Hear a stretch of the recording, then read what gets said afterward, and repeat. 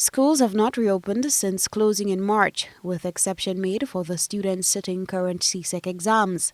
The COVID-19 pandemic has brought about changes to the learning environment, though there are foreseeable difficulties in modifying the classroom setting to fit the COVID-19 protocols, especially to comply with the 6 feet distancing.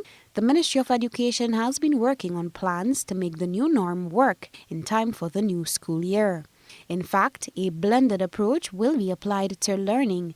Education Minister Emmalin Pierre elaborated on the initiative at today's Parliament sitting.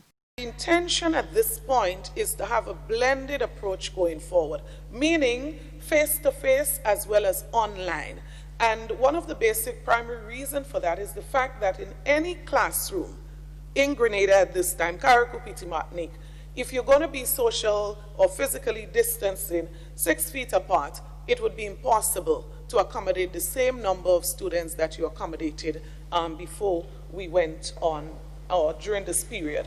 And so, Mr. Speaker, we are putting all of the systems in place, and we will announce to the nation what will be the approach in the context of the availability of resources. After considering the new conditions and students' ability to adapt, the decision was taken to use e-books and printed books side by side in the initial year. At the same time, the Ministry of Education is adamant on improving the learning environment for the students.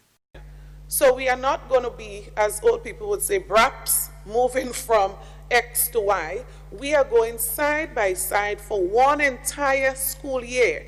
The use of textbook, print books, and electronic books. And so the transition would be an extremely smooth one. Amidst all that is happening, this government's commitment for development of infrastructure in schools remains solid and steadfast.